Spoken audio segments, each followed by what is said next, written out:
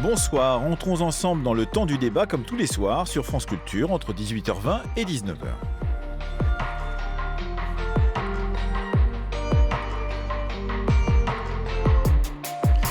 À l'ordre du jour ce soir, la recherche de terrain est-elle un métier à risque ? Nous avons appris la semaine dernière, plus de 2 mois après l'annonce de l'arrestation de la chercheuse franco-iranienne Farida Adelkha, la détention en Iran du chercheur Roland Marchal, spécialiste de l'Afrique. 2 arrestations qui posent la question des risques que prennent les chercheurs, sociologues, géographes, ethnologues ou de toute autre science humaine lorsqu'ils se rendent sur le terrain qui doit nourrir leurs propres recherches. Ces risques peuvent être naturels lors de tremblements de terre ou d'inondations, mais ils sont le plus souvent politiques et donc le fait de gouvernements, de milices ou de groupes armés qui ne souhaitent pas les voir observer la situation, ni tout simplement travailler. Nous allons en discuter avec nos 4 invités ce soir, avec Michel Agier, il est anthropologue, directeur de recherche à l'IRD et directeur d'études à l'École des hautes études en sciences sociales. Marielle Debeau, elle est maîtresse de conférences en sciences politiques à l'Université de Nanterre, chercheuse à l'Institut des sciences sociales du politique et spécialiste des conflits armés en Afrique.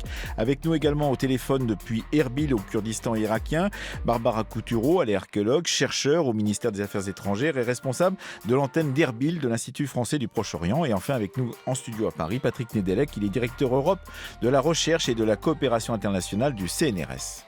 Nous allons travailler à l'étranger. Jamais nous ne faisons de ce qu'on appelle de renseignement. C'est contraire à la déontologie du CNRS. Nous ne pouvons pas faire ça. Sinon, c'est toute notre crédibilité qui disparaît. En revanche, ce que nous faisons, c'est que nous essayons de comprendre, nous étudions, et ensuite nous publions ce que nous trouvons, ce qu'on nous a dit. Tout ce que sera pu dire au gouvernement français et à tous les autres gouvernements du monde, ça se trouve dans des revues scientifiques.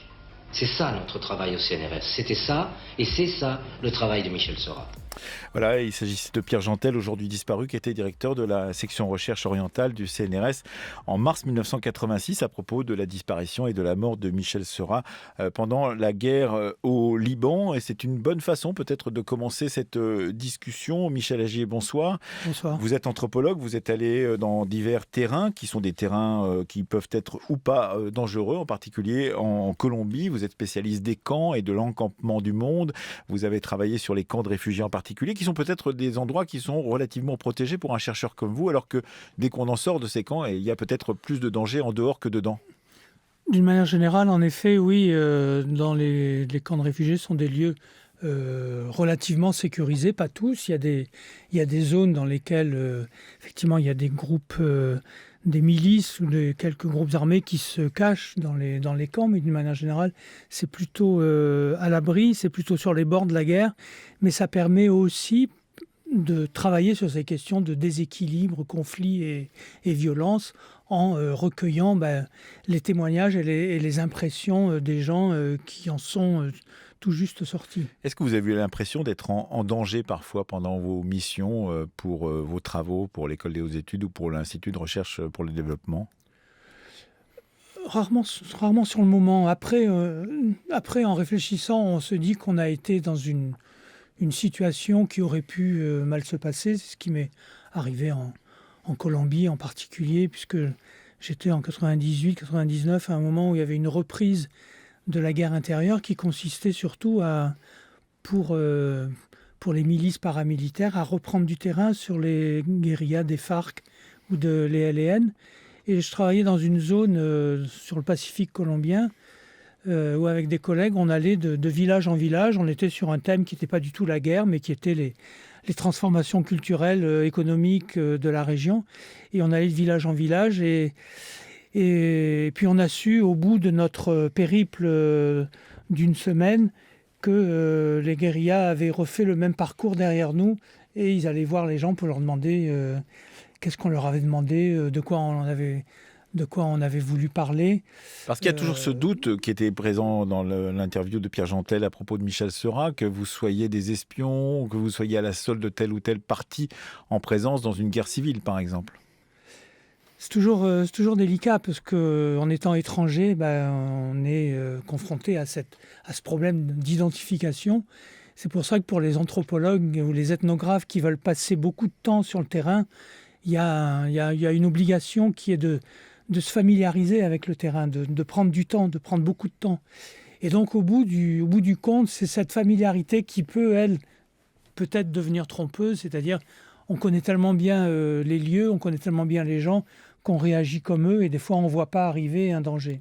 Marielle Debos, bonsoir. Bonsoir. Vous êtes, je rappelle, maîtresse de conférences en sciences politiques à l'Université de Nanterre et vous êtes par ailleurs spécialiste des conflits armés en Afrique. Vous avez d'ailleurs très souvent côtoyé Roland Marshall, dont on a parlé en ouverture de cette émission et qui est détenu donc en Iran, en même temps que Farida Adelkin.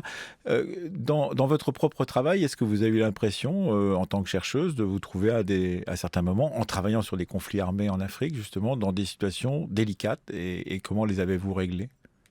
Mon propre travail a porté sur ce que les combattants font précisément au moment où ils ne combattent pas. Donc je n'ai pas été dans les bases arrières des rébellions, par exemple, je n'ai pas été sur le champ de bataille. Il y a un intérêt qui est que c'est un petit peu moins dangereux, évidemment, mais c'est aussi une question méthodologique, parce que je pense qu'on voit beaucoup de choses et qu'on comprend beaucoup de choses sur la violence de guerre quand précisément on se situe dans les marges de cette guerre. On peut notamment comprendre comment certaines formes de violence sont routinisées, sont invisibilisées. Et puisqu'on a commencé cette émission en parlant de Roland Marshall et de Fariba Abdelrah, je pense qu'il est important aussi de dire qu'on ne sait jamais à partir de quand un terrain va devenir vraiment dangereux. Ah oui. L'ironie de leur détention, c'est que ces deux chercheurs ont été arrêtés et sont détenus dans des prisons iraniennes, alors que ce sont deux chercheurs extrêmement courageux qui ont mené des terrains extrêmement difficiles. Et ils ont été arrêtés sous le prétexte d'atteinte à la sûreté de l'État. Pour rappel, Fariba Adelrah est une chercheuse qui a travaillé sur l'Iran, mais aussi sur l'Afghanistan. Et Roland Marshall, lui, est un spécialiste des conflits armés dans la Corne de l'Afrique, au Tchad et en Centrafrique. Donc ces terrains les plus dangereux ne sont pas ceux qui l'ont amené à être arrêté et détenu. Patrick Nedelec, vous êtes directeur Europe de la recherche et de la coopération internationale au CNRS. Vous prenez très au sérieux au CNRS ce genre de mission, de départ. Il faut se préparer lorsqu'on est un chercheur et qu'on va se rendre sur un terrain potentiellement dangereux, que ce soit parce qu'il y a des groupes armés, que ce soit parce qu'il y a des coupeurs de route en Afrique qui peuvent vous enlever, ou simplement des dissensions entre le pays dans lequel on va et la France, par exemple. Tout à fait. Le CNRS a une obligation légale et juridique de s'assurer que les chercheurs, les chercheuses qui partent en mission sont en situation de sécurité à tout moment. Pour cela a été mis en place des procédures de maîtrise de risque qui visent à demander aux chercheurs qui partent en mission des informations sur leurs points de contact, leurs coordonnées, être en capacité de les contacter à tout moment. Et nous avons, avec le ministère des Affaires étrangères français, mis en place un système numérisé qui fait qu'à tout moment, on est en capacité de tester une base de données et d'avoir l'ensemble des agents présents sur une zone qui potentiellement sont déclarés en situation de crise. Par exemple, Fukushima, ça c'est une catastrophe naturelle, ça n'est pas une crise politique en l'occurrence, mais c'était un danger pour les chercheurs qui se trouvaient au Japon à ce moment-là. Exactement. Lorsque notre directeur de bureau en poste à Tokyo nous a immédiatement alerté, il a contacté et regardé cette base de données et avec le directeur de la sûreté du CNRS avait en l'espace de 3 heures identifié l'ensemble des chercheurs présents sur la zone et avait transmis ces informations au consulat et à notre ambassade pour le rapatriement de nos chercheurs. Barbara Coutureau, vous êtes avec nous au téléphone depuis Erbil, où vous dirigez l'antenne d'Erbil de l'Institut français du Proche-Orient. Vous êtes archéologue. On pourrait dire, évidemment, avec ce qui se passe au Kurdistan, eh bien, c'est un endroit dangereux. Ça n'est pas un endroit dangereux, puisque c'est une sorte de zone un peu apaisée depuis quelques années désormais, gérée par les Kurdes eux-mêmes. Et cette ville d'Erbil n'est pas un endroit dangereux, mais vous avez travaillé à Damas, en Jordanie, dans d'autres lieux qui étaient peut-être plus délicats en tant que chercheuse et qu'archéologue. Quand vous arrivez en tant qu'archéologue, on vous regarde comment dans un lieu justement où il y a des conflits qui peuvent être liés à des guerres civiles ou des conflits internes à la société dans laquelle vous arrivez ? Pour l'archéologie, c'est un peu particulier parce que quand on va sur le terrain en tant qu'archéologue, on y arrive parce qu'on a tout un tas d'autorisations. On doit demander des permis de fouille aux autorités locales et pour ce qui concerne les recherches françaises, on est chapeauté par le ministère des Affaires étrangères. Donc on a besoin d'avoir toutes ces permissions-là. Évidemment, on ne les a pas si les terrains sont trop compliqués ou sont jugés dangereux. Donc, en tant qu'archéologue, en réalité, on n'est jamais amené à aller dans un terrain qui est trop compliqué. De ce point de vue-là, on est quand même relativement pris en charge et la sécurité est quand même très, très présente. Oui, parce qu'on est sur un terrain, effectivement, qu'on occupe pendant longtemps. Donc, on est repérable, on sait qu'on ne bouge pas. Un terrain d'archéologie, c'est un terrain qui dure plusieurs semaines ou plusieurs mois, parfois. Exactement, et qui se prépare bien en amont pour avoir évidemment le permis de fouille, pour pouvoir repérer le site archéologique, mais il y a aussi l'endroit où on va habiter. Donc, tout ça se prépare et se fait encore une fois en coopération avec les autorités locales qui savent qu'on est là. On a également sur nos fouilles ce qu'on appelle des représentants, c'est-à-dire des membres de la direction des antiquités localement, qui sont avec nous sur le terrain et qui nous chapeautent et qui nous aident pour tout ce qui est logistique, scientifique, mais aussi pour les questions de sécurité. Donc on est complètement repéré, tout le monde sait, on a besoin aussi d'avoir des visas, donc tout le monde sait où on est, où est-ce qu'on loge, de quelle heure à quelle heure on est sur le site. Donc de ce point de vue-là, bon alors après évidemment il peut toujours arriver des pépins, mais à ma connaissance il n'y a jamais eu de problème avec une équipe archéologique. Et donc, ça permet effectivement de se rassurer avant même que de se rendre sur le terrain. Puis parfois, il y a des situations qui sont surprenantes et qu'on n'attendait pas. C'est le cas, par exemple, de ce que nous raconte Elena Chitty. Elle est docteure en histoire contemporaine sur le Proche-Orient et elle réagissait au micro de France Culture en mai 2016 à la mort de Giulio Regeni, qui est un jeune chercheur italien de 28 ans qui a été torturé et tué dans un pays qu'il connaissait, en Égypte. Il était parti pour Cambridge sur place quelques mois plus tôt. Je n'ai pas connu Giulio Regeni directement. J'ai des collègues, des copains, des amis qui ont fréquenté et côtoyé. Ce n'était pas mon cas. Mais j'étais profondément émue, à la fois pour ce qui lui est arrivé, pour les tortures, pour son meurtre, mais aussi pour ma propre réaction. Disons que je me sens doublement fautive, si j'y pense maintenant. Et ça fait 4-5 ans, je dirais, que mes étudiants, parfois, me posent la question de savoir si, pour moi, une recherche de terrain en Égypte est encore faisable. Et moi, je n'ai pas arrêté de dire que l'Égypte est un pays qui est plus dangereux pour les Égyptiens que pour les étrangers. Là, je me sens fautive parce que je me sens devoir, de quelque façon, trahir la confiance de mes étudiants en fournissant une analyse qui s'est révélée comme n'étant pas fondée. Et de l'autre, je me surprends moi-même. Et je pense qu'au moins je puis dire qu'un pays est dangereux pour ses propres habitants, comme si c'était un constat, vous voyez, une banalité. L'Égypte est dangereuse pour les Égyptiens. Elena Chitty, jeune docteur en histoire contemporaine du Proche-Orient, qui réagissait à propos de la disparition et de la mort après une torture de Giulio Regeni en Égypte. Une des questions, Michel Agier, c'est que les situations évoluent. Quand on adopte un terrain en tant que chercheur, anthropologue, géographe, historien, que sais-je, on l'adopte pour un certain nombre d'années et on peut arriver sur un terrain qui n'est pas dangereux et progressivement le devenir et se trouver l'otage, sans le savoir, d'une situation qui évolue. Oui, d'autant plus que moi, je dirais, on ne peut pas ne pas voir que les sociétés bougent sans arrêt. C'est-à-dire que du Surtout point de vue... quand on est anthropologue ou des sciences sociales. C'est ce que je veux dire.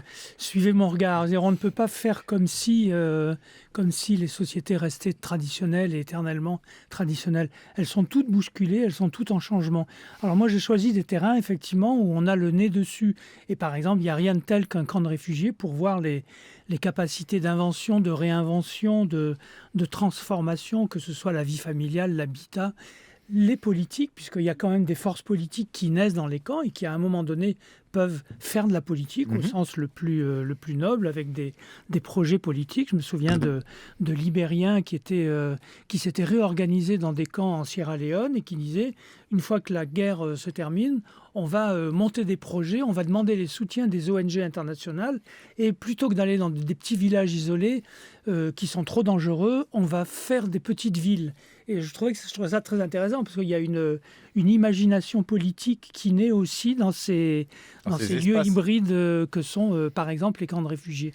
Donc c'est un objet aussi, c'est absolument un objet pour la recherche de sciences sociales d'aller voir tous ces lieux qui sont entre l'ordre et le désordre, la perturbation, l'hybridation permanente. Marielle Debeau, sur cette question justement des évolutions d'un terrain sur lequel on se situe, vous avez vu ça aussi en tant que chercheuse sur les conflits armés en Afrique?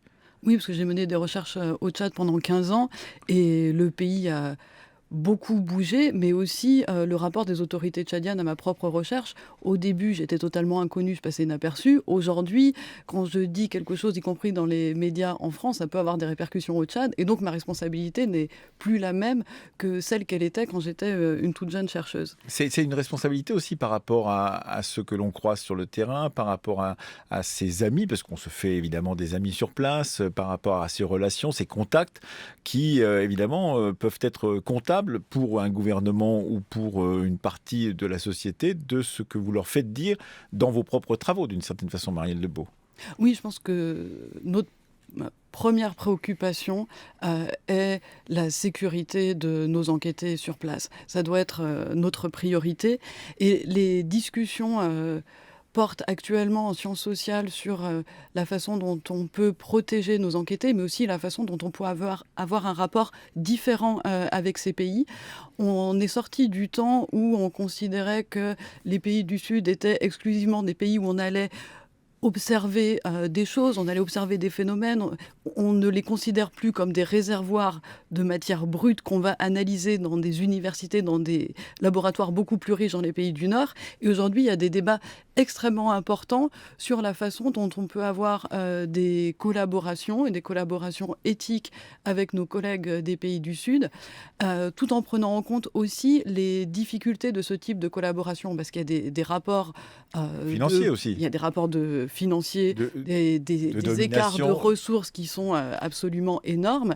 Et il y a aussi un refus de certains de ces collègues dans les pays du Sud qui nous disent aujourd'hui, vous arrivez, vous, avec vos slogans sur l'éthique, la collaboration, et nous, on se retrouve toujours à être, en quelque sorte, la dernière roue du carrosse et à ne jamais participer aux débats internationaux de la même façon que les chercheurs qui sont dans les meilleures universités et qui ont aussi la possibilité de voyager, qui ont la possibilité de voyager sans visa. Donc il y a toutes ces questions extrêmement importantes qui se posent et qui vont bien au-delà de la simple sécurité des enquêtés et de nous.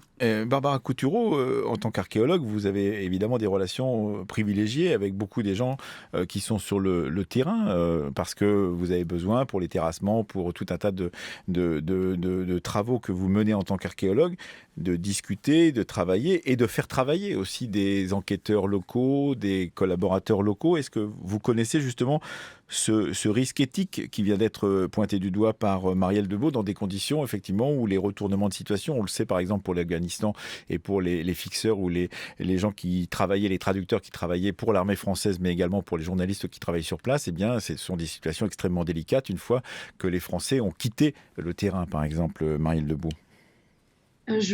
Barbara Coutureau, excusez-moi. Je pense qu'en archéologie, la question est un peu moins problématique. Effectivement, nous, par rapport aux collaborateurs locaux, il y a donc deux types. Ceux qui sont qui travaillent à la Direction générale des Antiquités, avec qui on collabore vraiment sur tout l'aspect scientifique, mais évidemment aussi sécuritaire. Et ensuite, sur le terrain, effectivement, on travaille avec des ouvriers qui nous aident au dégagement des fouilles, donc qui sont évidemment rémunérés, hein, c'est pas un travail bénévole. Eux, c'est vrai que pour certains, au début, ils peuvent nous voir arriver un petit peu de manière étrange, sans vraiment comprendre ce qu'on va faire, pourquoi est-ce que tout à coup on vient défigurer le lieu qui est juste à côté de leur village. Mais assez vite, il y a un échange qui se fait assez spontané, et puis c'est vrai que de travailler pendant un mois, toute la journée avec des gens, on échange sur tout un tas de choses au niveau de la langue, de la culture, donc c'est extrêmement riche et extrêmement précieux évidemment de pouvoir travailler avec ces gens-là. Mais c'est vrai qu'une fois que nous on part, eux repartent à leur activité. En général, les ouvriers qui travaillent avec nous sont des gens qui travaillent dans les champs par exemple, ou qui ont qui font des boulots journaliers. Donc une fois qu'on repart, eux ils continuent leur vie et on espère se retrouver l'année d'après sur le terrain. Je pense qu'il y a il y a une implication qui est moins problématique pour eux. C'est moins problématique, je veux dire, que les fixeurs par exemple ou ces gens-là.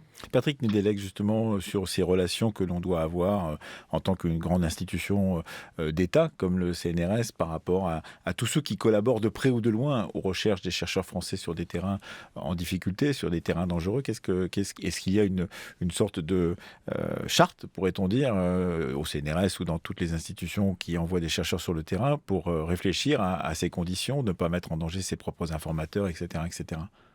Alors sur les informateurs, effectivement, il y a certainement toute une série de mesures qui sont mises en place.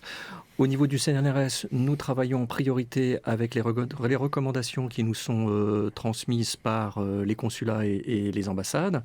Et très souvent, lorsque nous sommes dans ce qu'on appelle les pays dits à risque, en zone orange ou en zone rouge, eh bien, nous validons une mission si, par exemple, l'ambassade nous explique que pour ce type de terrain, il convient de mettre en place un environnement avec quelqu'un qui les accompagne. Les officiers de sécurité, par exemple ? Officiers de sécurité ou personnel qui sont connus de l'ambassade et qui vont accompagner le chercheur sur le terrain pendant quelques temps. Est-ce qu'il y a des formations, par exemple, sinon du type commando, mais en tout cas des formations pour les chercheurs qui vont dans des endroits relativement dangereux pour pouvoir savoir comment éviter un enlèvement, comment éviter des risques de ce type-là?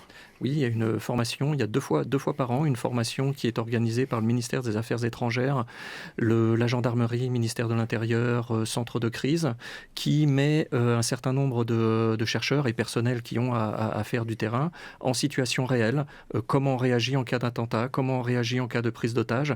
Et vous savez que ce sont ce type de réflexes qui peuvent être d'une certaine manière la garantie peut-être d'être dans situation de survie.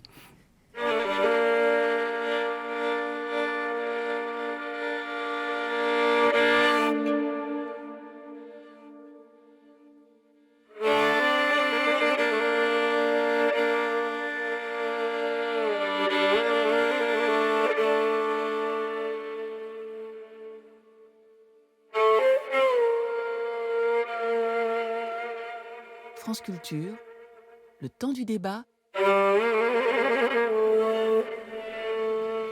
Emmanuel Laurentin. Un extrait du titre Turquie en Syria du musicien iranien Mehdi Rajabian, qui a été arrêté en 2013, emprisonné pendant 2 ans et qui maintenant est en liberté conditionnelle chez lui. Je rappelle que le temps du débat aujourd'hui est consacré à la recherche de terrain comme métier potentiel à risque avec 4 invités, Michel Agier, Marielle Debeau, Patrick Nedelec et Barbara Coutureau. Barbara Coutureau, vous avez suivi vous-même une formation à la gestion de risque. Justement, vous êtes à Erbil, qui n'est pas une région, il faut le dire, puisque c'est le Kurdistan irakien, dangereuse a priori pour les chercheurs, évidemment, et que ce qui est en train de se passer dans le voisinage, ça pourrait le devenir un jour, mais pour l'instant, ça ne l'est pas encore. Oui, effectivement, quand j'ai pris mon poste, donc j'ai fait cette formation d'une semaine, qui est une formation en général où on va à reculons, et j'étais très agréablement surprise, parce qu'effectivement, on nous forme et on nous apprend tout un tas de choses qu'on n'avait jamais réalisé avant. Et le témoignage tout à l'heure de la doctorante ou la jeune docteure qui parlait du terrain italien, effectivement, on a toujours l'impression de connaître nos terrains, en fait, de maîtriser le danger et d'être sûr qu'il n'y a pas de souci, on connaît les gens, on parle la langue, tout va bien. Et en fait, on réalise, par ce stage, du coup, c'est vrai que je dois bien admettre que j'ai réalisé que non, il y a tout un tas de choses qu'on ne connaît pas, qu'on ne maîtrise pas. Et du coup, je trouve que c'était effectivement extrêmement formateur. J'espère évidemment ne jamais avoir à être dans une situation où je dois mettre en application ce que j'ai pu apprendre là-bas. Mais c'est effectivement très important. Et puis surtout aussi, ça fait comprendre qu'on n'est pas tout seul quand on part sur un terrain. C'est vrai que quand on est jeune étudiant et qu'on part, on part un peu la fleur au fusil. On est content d'aller sur le terrain, d'y être enfin, et on ne réalise pas tout ce qu'il y a derrière, tous les enjeux que ça peut avoir. Et effectivement, de savoir qu'on est extrêmement suivi par l'ambassade, par les consulats généraux dans les pays, qu'ils ont notre localisation, qu'on est là, qu'on a les numéros de téléphone, c'est extrêmement rassurant. Et c'est vrai que, encore une fois, c'est des questions qu'on ne se pose pas. Du coup, je rejoins vraiment ce qu'elle disait. On est persuadé qu'on est sur des terrains sûrs, et en fait, et c'est vrai que les derniers événements avec Daesh, mais également en Europe, nous ont montré que de toute façon, les terrains sûrs, a priori, n'existent pas. Enfin, le risque zéro n'existe pas. Mais au moins, c'est vrai qu'avec ce genre de formation-là, on se dit qu'on peut avoir des réflexes qui peuvent être quand même bien utiles en cas en cas de pépin. Oui. Michel Agier, vous aviez en 1997 dirigé un livre collectif qui s'appelait Anthropologue en danger, dans lequel vous aviez réfléchi à la question de l'engagement du chercheur. Et vous disiez il faut avoir un engagement raisonné, c'est-à-dire cet engagement sur le terrain que le chercheur se doit d'avoir, puisque la question c'est de se rapprocher de son terrain, de se rapprocher de ses informateurs, de ceux avec qui on va travailler et sur lesquels on va travailler. Mais en même temps, effectivement, il faut garder une sorte de raison pour ne pas être trop près dans des conditions dans lesquelles on pourrait devenir soi-même otage de sa propre étude. Oui, c'est-à-dire, d'une part, effectivement, ce titre-là était tristement anticipateur, mais c'était le titre de l'éditeur sur un travail de chercheur qui portait plus sur jusqu'où et quelles sont les conditions justement du terrain et de l'implication et de l'engagement. Et on peut arriver à se dire qu'effectivement, une des tâches importantes aujourd'hui, c'est de défendre la possibilité de produire du savoir. C'est-à-dire on est pris dans des contraintes, parfois dans des situations violentes, dans lesquelles la possibilité même de développer une recherche devient presque impossible. Alors, qu'est-ce qu'on fait dans ces cas-là ? On se retire de son terrain ? Dans ces cas-là, on patiente. Non, je ne pense pas qu'il faut sortir. Il faut négocier. Il faut négocier avec les gens qui sont là, leur expliquer ce qu'on veut faire, essayer d'entrer en familiarité, même avec des situations difficiles. Évidemment, il y a des situations qui sont les situations où ça n'est plus possible, qui sont les situations de violence elles-mêmes. Mais en dehors de ces situations-là, je pense que tout est négociable, tout est possible en y prenant le temps. Mais surtout, ça permet aussi de combattre ce mouvement obscurantiste qui accompagne le développement des violences, des violences sur les chercheurs et sur les citoyens en général. Je crois que la défense même du savoir engagé, du savoir impliqué, est elle-même devenue une mission pour les chercheurs. Oui, Marielle Debeau, sur cette mission que se donnent les chercheurs eux-mêmes d'ailleurs, de faire le clair dans une situation qui ne peut ne pas l'être. Je pense que il faut aussi défendre la possibilité d'accéder à ces terrains. Il est de plus en plus difficile en France, mais aussi pour les collègues à l'étranger, d'accéder à certaines zones de conflit, parce qu'il est de plus en plus difficile d'obtenir des autorisations. Et c'est une position qui est défendue, y compris par nos collègues qui sont aujourd'hui détenus en prison. On veut pouvoir accéder à ces zones difficiles. Et le problème dans les universités où les chercheurs n'ont plus accès à ces zones, parce qu'ils n'ont plus l'autorisation, c'est qu'ils vont en quelque sorte sous-traiter le travail de récolte des données à des chercheurs locaux, des types de fixeurs. Il y a des recherches qui sont faites, par exemple, aux États-Unis sur l'Afghanistan par des chercheurs qui n'ont jamais mis les pieds en Afghanistan, mais qui, par contre, vont faire porter les risques à des Afghans, ce qui pose en fait deux problèmes. Premièrement, le type de savoir que l'on a sur ces zones de conflit, si l'on n'y va pas et si l'on se repose sur des non-chercheurs.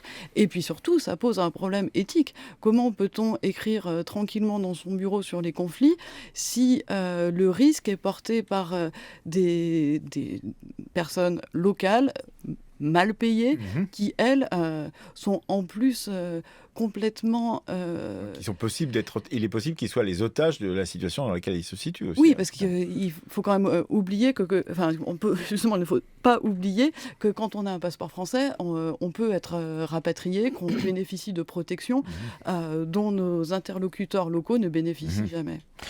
Sur ce point, Patrick Nedelec et puis ensuite Barbara Coutureau. Patrick Nedelec, quelles sont les zones qui sont totalement interdites aujourd'hui ? Par exemple, un chercheur du CNRS, il voudrait se rendre dans quelle zone où c'est impossible de se rendre ? Même si la liste n'est pas si longue que ça, il y a quand même quelques zones de foyers dans lesquelles il est assez difficile de se rendre, en Corée du Nord, ça, on l'imagine. Et dans certaines zones. Ce que je voulais rappeler quand même, c'est que c'est assez important. On a quand même à peu près 60 000 missions d'agents CNRS chaque année. 7500 qui donnent lieu à un avis du fonctionnaire de défense et de sécurité et 1% seulement qui donne un avis négatif. Notre objectif au niveau du CNRS, c'est de s'assurer de pouvoir donner un avis positif. Ce qui veut dire par exemple que lorsque vous avez un terrain Ebola, naturellement, vous n'avez plus de mission possible sur ce type de terrain. Mais un chercheur qui a besoin de travailler sur Ebola, qui est un spécialiste d'Ebola, pourrait aller se rendre là-bas à condition d'avoir suivi une formation sur comment on travaille en système ouvert sur un virus hautement pathogène. Voilà les conditions dans lesquelles on essaye de donner accès un maximum aux chercheurs sur des terrains difficiles. On sait, Barbara Coutureau, que dans des terrains de guerre en particulier, par exemple des journalistes qui ne peuvent pas s'y rendre parce que leur organisme de presse leur interdit de se rendre sur place, utilisent les services, comme le disait à l'instant même Marielle Debeau, de gens qui sont des pigistes sur place, des fixeurs sur place qui ramènent les informations. Est-ce qu'on voit aussi des cas où des gens des chercheurs passent outre la vie de leur institution pour pouvoir continuer à fréquenter un terrain? Barbara Coutureau, vous qui êtes passée par Damas, par le Koweït, par la Jordanie et aussi qui êtes maintenant à Erbil.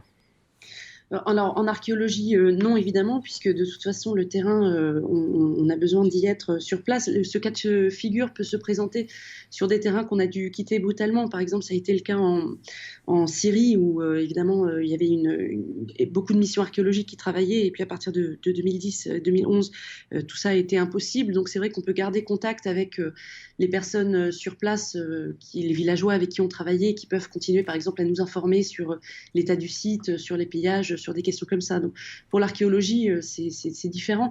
Après, effectivement, il peut y avoir...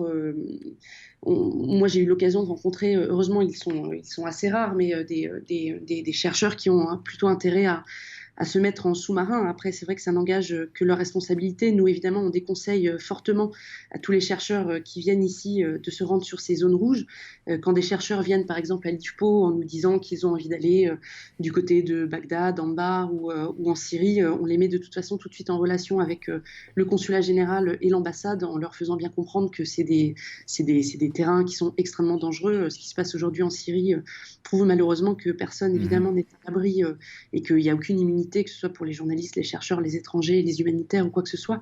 Donc, heureusement, c'est un cas de figure. Moi, j'en ai très peu rencontré dans ma carrière, mais après, c'est la responsabilité, évidemment, du chercheur, mais je crois que c'est extrêmement rare. Oui, il y a, Michel Agier, ce type de cas, puis il y a un cas qui n'est pas rare chez les anthropologues en particulier, c'est d'être soi-même du terrain sur lequel on travaille, c'est-à-dire des chercheurs qui sont exilés, sont venus en France, ont fait leurs recherches et puis veulent repartir dans leur propre pays.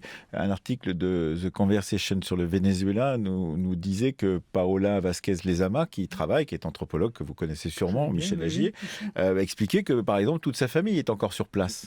Et donc, quand elle travaille sur le Venezuela, elle se retrouve dans des situations où peut-être il pourrait y avoir des rétorsions sur sa famille si ce qu'elle publiait ne plaisait pas à telle ou telle partie de la société vénézuélienne. Qu'est-ce que vous pensez de cela, Michel Agier ? C'est aussi le cas d'un collègue anthropologue et iranien, d'ailleurs, qui vit et qui a maintenant un poste en Suède, Shahram Khosravi, qui a d'ailleurs écrit à propos de cette expérience-là, où sa région d'origine, son groupe familial d'origine et sa propre trajectoire comme migrant depuis l'Iran jusqu'en Europe, où il s'est fait finalement quand même reconnaître comme anthropologue et pas seulement comme iranien ou comme migrant, fait partie de son savoir. Bien sûr que comme tous les exilés, mais avec quelque chose peut-être en plus qui est la conceptualisation qu'ils font de cette expérience de l'exil. Ils vivent complètement dans deux sociétés, deux familles souvent, deux cultures. C'est une expérience qui est attachée à ce déplacement, à cet exil. Marielle Debeau, sur ces questions de relations entre pays d'accueil sur lesquels vous travaillez et puis votre propre pays, et puis peut-être aussi cet aller-retour qui est aussi un bouleversement, parce que quand on arrive sur un terrain qui a été lui-même bouleversé par des conflits, eh bien, on se retrouve dans une situation où même émotionnellement, le travail du chercheur en est bouleversé. Oui, la sécurité, c'est pas uniquement être vivant et être en bonne santé, ne pas être blessé, c'est évidemment la base de tout. Mais il y a aussi des risques plus émotionnels à travailler sur ce type de terrain. Et pour revenir sur la question des pays à risque et des pays sans risque, j'aimerais quand même dire qu'en France aussi, on peut faire des recherches qui sont risquées. J'ai des collègues qui travaillent sur la France et qui ont des recherches qui peuvent les amener à être dans des situations extrêmement difficiles. Des exemples sur quel type de... Parce que je ne vois pas comme ça, mais a priori peut-être, y a-t-il des risques à prendre en tant que chercheur en sciences sociales en France, mais c'est sur quel type... Par exemple, je pense à ce que Daniel Bisol a écrit sur l'extrême droite et son enquête au sein du Front National et les loyautés incompatibles, ce qu'il a appelé les loyautés incompatibles. C'est-à-dire, d'un côté, il a développé des rapports d'amitié avec certains membres du parti, mais d'un autre, il appartient... absolument pas à cette mouvance politique, ce qui le mettait dans une situation difficile. Et on peut penser aussi à un autre facteur d'insécurité qui est les risques de plus en plus importants de poursuites judiciaires en France. Il y a une dizaine d'années, deux sociologues, Frédéric Nérat et Sylvain Laurence, ont publié un livre sur cette question-là, Enquêter de quel droit, qui revient sur les différents procès qui sont faits à des chercheurs. Et c'est une question qui est extrêmement importante, même si ces risques sont différents de ceux d'un enlèvement, évidemment. Patrick Nedelec. Mais justement, dans ce type de situation, on met en place ce qu'on appelle des protections juridiques qui permettent d'accompagner les chercheurs avec des avocats pour justement, quelles que soient les situations, ça peut être en France comme vous l'avez dit, ou à l'étranger, très rapidement, on évalue la situation et on met en place un système dans lequel on finance un avocat qui va accompagner le chercheur, parce que des fois on peut se retrouver dans des situations extrêmement complexes, inextricables parce que le pays complexe. Michel Agier. Oui, je voudrais dire que c'est vrai qu'on est dans une atmosphère générale et mondiale qui va vers plus de judiciarisation, plus d'obsession sécuritaire. Et cette obsession sécuritaire, on posait la question tout à l'heure, et puis on a un petit peu fait l'impasse. Est-ce que les chercheurs suivent toujours les indications de sécurité qu'on leur donne ?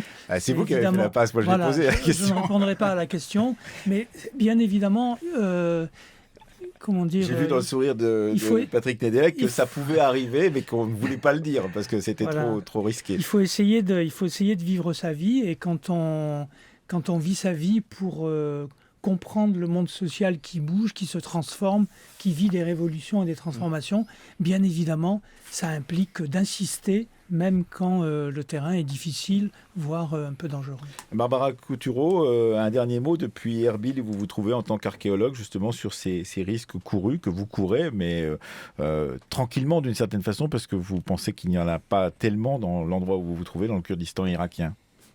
Non, à l'heure actuelle, effectivement, le Kurdistan irakien est en zone orange, donc ce n'est évidemment pas les zones rouges, donc une grande vigilance est demandée, et encore une fois, on est bien entouré, on est bien suivi, et s'il devait se passer quoi que ce soit, effectivement, on quitterait le terrain. Mais à l'heure actuelle, au Kurdistan, et je touche du bois au moment où je dis ça, tout va bien, et on espère qu'effectivement, avec tout ce qui se passe de l'autre côté, il n'y ait pas de vagues d'ondes qui déferlent sur le Kurdistan, mais à l'heure actuelle, Kurdistan et Erbil est une région où ça se passe bien et où on peut faire la recherche facilement. Mais continuez à faire de la recherche avec tous ceux qui vous rejoignent, parce que vous n'êtes pas seul sur ce terrain à Erbil. Barbara Coutureau, un tout dernier mot très bref, Patrick Nedelec.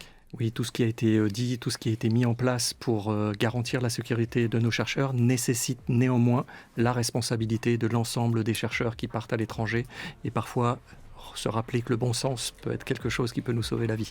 Merci beaucoup d'être venus tous les quatre. Donc merci à vous Michel Agier, merci à vous Marielle Debeau, et à vous Patrick Nedelec, ainsi que Barbara Coutureau, pour être venus sur cette question délicate de la recherche de terrain. Est-elle un métier à risque ?